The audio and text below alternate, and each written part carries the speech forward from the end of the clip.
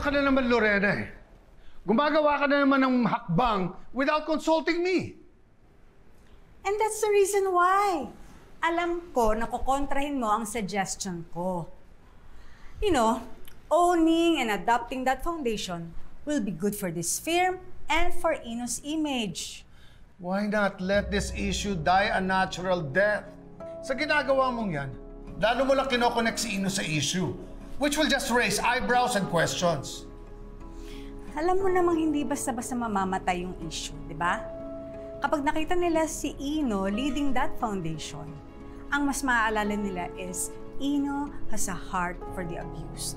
Baka ikaw, magbago rin ang tingin mo sa anak mo. CRD, Miss Lorena, excuse po. Tumawag po yung school ni Ino. Naparambol daw po. God!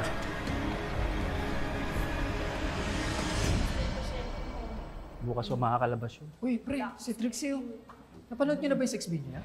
Mamaya ko nakapanoorin yun. Oh, bakit ako pala sa loob?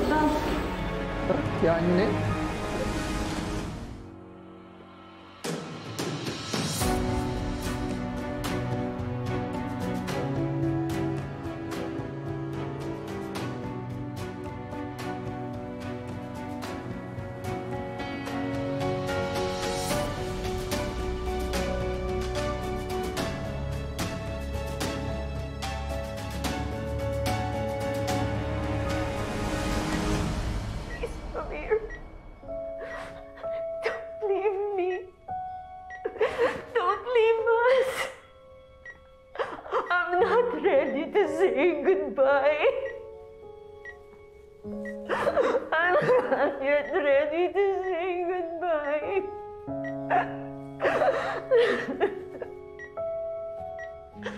Nasaan ba si Trixie? Di ba ikaw yung mami ni Trixie Engano? Yung may scandal, baka naligaw na siya. Nakita ko kasi siya kanina sa rooftop ng building. Halika nga!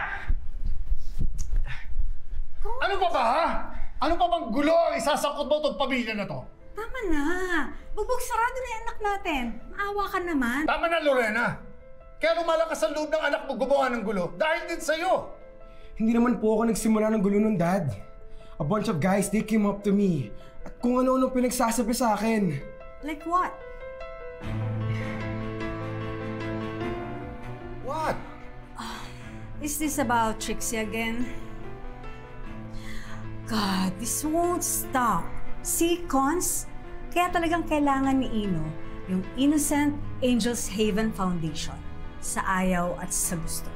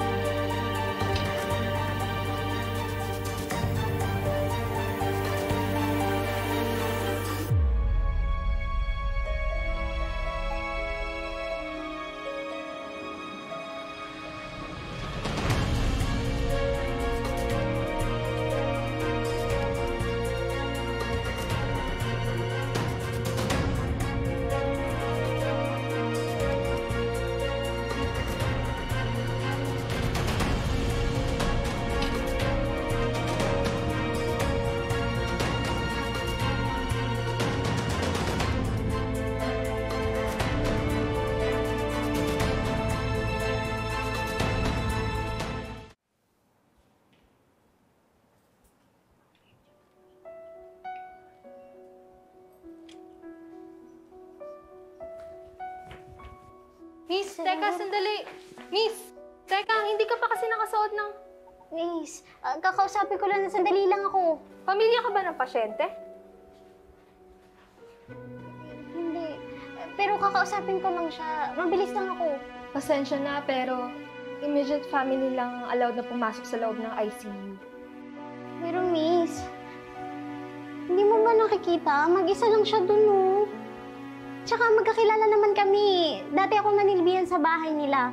Kakausapin ko lang siya. Mabilis lang ako kung gusto mo samahan mo ko. I'm sorry, pero... Miss, parang awa mo na. Gagawin ko lang yung napanood ko sa teleserye sa TV. Nung nakoma din yung nanay nung bida. Kinausap siya ng kinausap nung anak niya hanggang sa magkamalay na siya. Oo, hindi nga kami magkaano-ano. Pero kung yun lang yung maitutulong ko para magkamalay na siya, willing naman ako magpanggap na anak niya eh. Sige na, please. Sige, pero sandali lang ha. Pareho tayong malalagot dito eh. Teka, kukuhanan mo na kita nito. Sandali. Sige, Miss, salamat ah.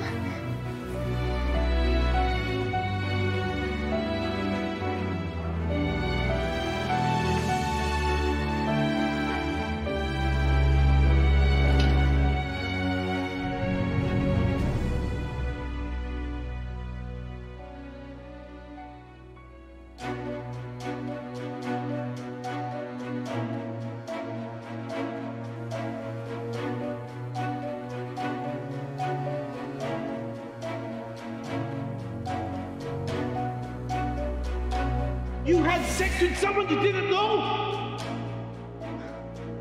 Ano pa naman yan, Trixie? Para mag-help sa sarili mo ng plano mo. Bakit mo naman tinatapang buhay mo? Hindi na ikaw yung Trixie kilala ko. Ibang-iba na yung nakita kong Trixie sa club, sa CCTV footages ng mga videos. Hindi yun yung anak ko eh. Hindi yun yung anak na pinalaki ko eh. Kasi yung Trixie na anak ko, hindi ako kayang saktan. Hindi kami sasaktan ng daddy niya. Kasi sa tuwing may ginagawa, hindi ko alam kung gusto mo kaming patayin ng daddy mo. Aalis ka na naman ba? Ano, gagawa ka na naman ba ng bagong skandalo? O sino na naman yung gaagaw buhay? Ikaw o ako?